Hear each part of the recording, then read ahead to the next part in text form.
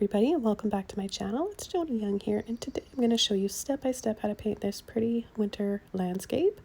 And we're going to be using just a few colors today. I'll have a full list here and below in the description of this video. Starting off with a number 30 Filbert on an 11 by 14 black primed canvas. I just took black paint and covered up an old canvas with it, let it dry, and I'm going to begin coming in now with some neon orange.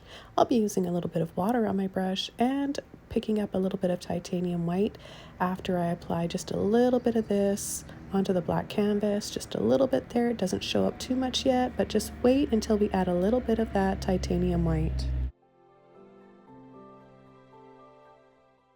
I'm just going to start creating tiny little scoops here over top, in and around, little wispy feather-like scoops, and it's going to softly blend in with that orange, creating a really pretty peachy color. If you guys don't have neon orange, that's okay. Just use the brightest orange that you have or any orange of your choice. Even a soft, warm yellow would work really well, or like a yellow ochre. And I'm just going to keep blending along here, building up some more highlights. The center there is where I'm going to be having my sunshine and all my sun rays coming. It'll be the main source of light, so I'm going to have it a little bit brighter right there.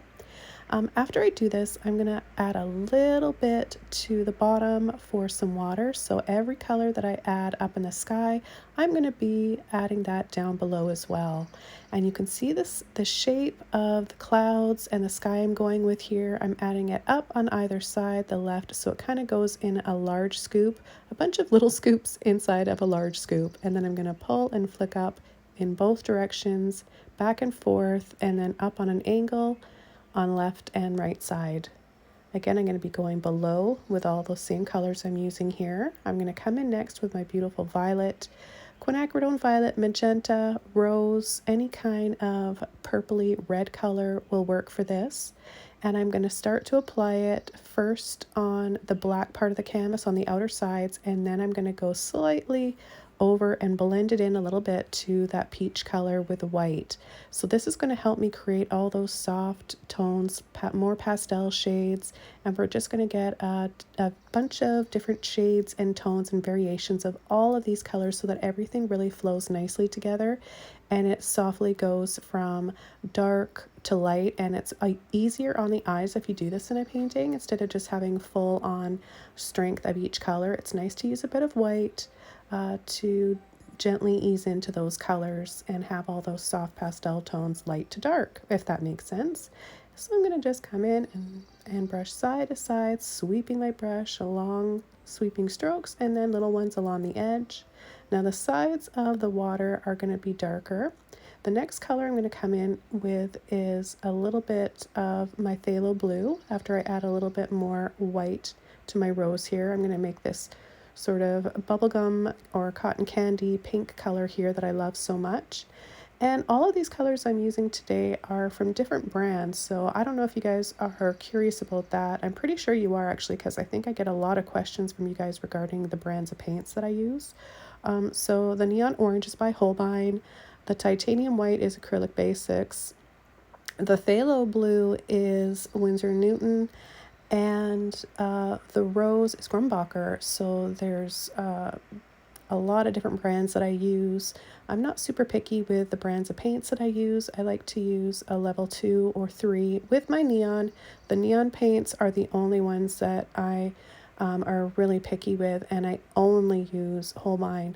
I'm not sponsored or affiliated by them at all. They're just top quality, the best ones. I've been using neon paints and I've tried and experimented with all of them, and those ones hold up the best over time and they make the most beautiful shades and filters. So I'm going to come in now with a little Filbert brush, a smaller size, add a little bit more titanium white right to the center, leave it there for a bit, and then I'm going to work on some highlights down below. So right below where the sun is, the brightest part of the painting, I'm going to reflect that down. So everything kind of down below is going to be reflective of what's going on up in the sky. I'm not going to do a full mirror reflection in the water, so I'm not going to have the trees reflecting. I'm just going to have subtle touches of the same colors, so little ripples of those colors and shades in uniform in the same order, I guess you could say. So dark to light as it does above in the sky. I'm going to softly pull and flick, hardly any pressure at all. I'm barely touching that white and just pulling and flicking off in all directions like a big star in the center of the painting. And then I'm going to just blend in and add a little bit more down here in the center.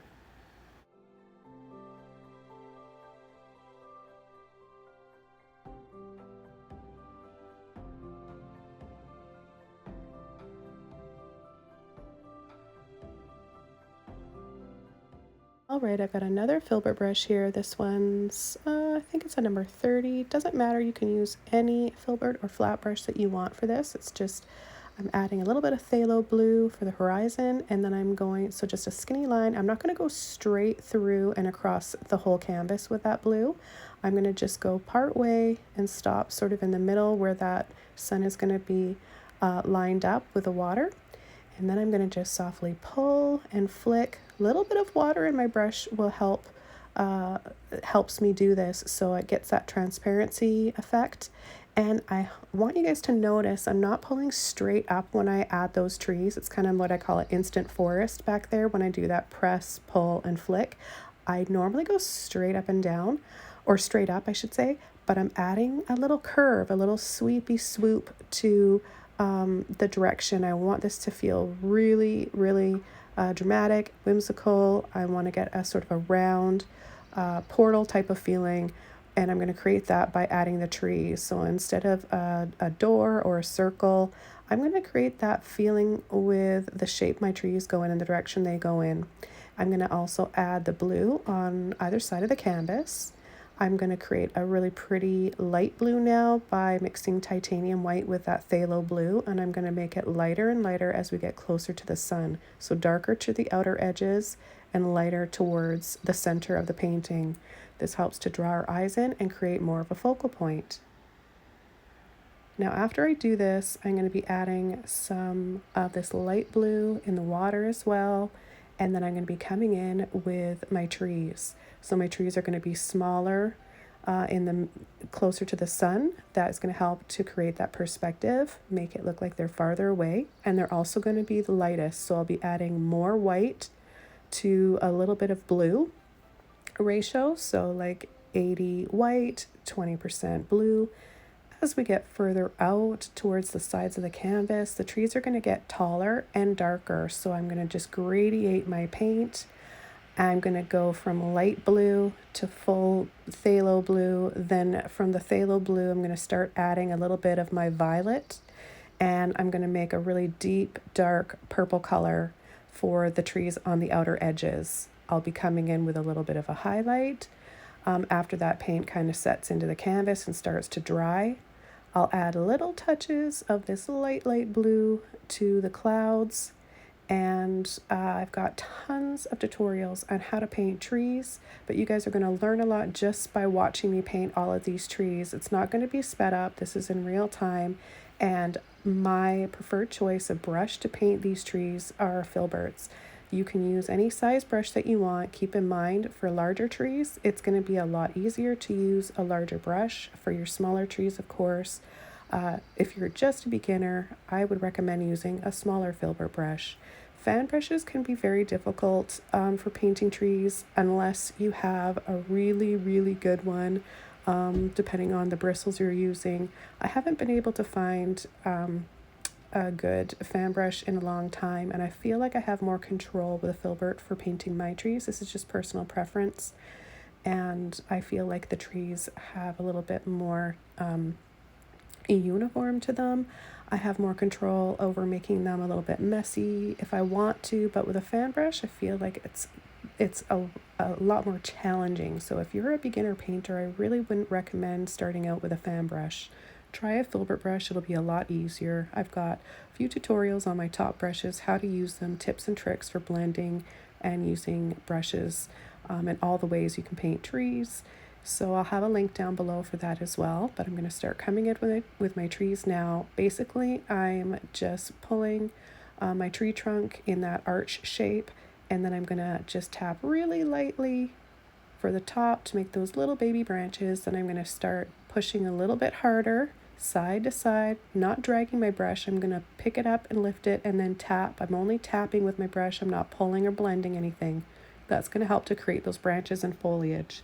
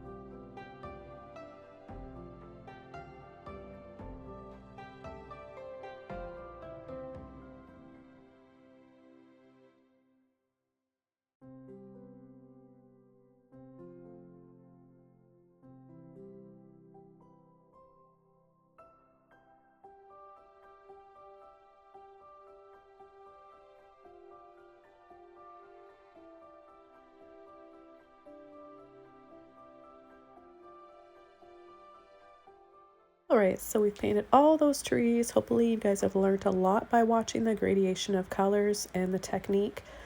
I'm gonna add just a tiny bit of magenta or the violet or magenta. You can use either one. They're very similar with the phthalo blue. And I'm just gonna start tapping in for some land here on either side. I'm gonna tap to create that foliage kind of look. I'm gonna highlight by mixing a little bit of white in there. I'm going to add more white as the paint starts to set in and dry, making for some different shades of my highlights. So it gradiates from dark to light really nicely. It's not just one shadow and then one highlight. It's not full contrast. I like to have that soft gradation. So I'm going to just do this on either side, and then I'm going to come in and add a staircase on either side. But if you like it just like this, go ahead and leave it. I love staircases. I think that they represent a lot. They just have personal meaning to me, and I've always liked to add staircases in my paintings, so this is just my kind of a thing. If you guys like it, go ahead and add them. If not, it looks pretty if you leave it out as well. So I'm just going to use my oval mop brush here, and oval mop brushes are really nice. This is by Princeton, if you guys are curious. They make really nice natural looking bushes and foliage. They're really, really great brushes. And I'm going to continue adding a little bit of highlights here. It kind of gives these trees that frosted kind of a look, so it's not heavy snow. It just gives it a very soft, delicate dust of snow on the trees.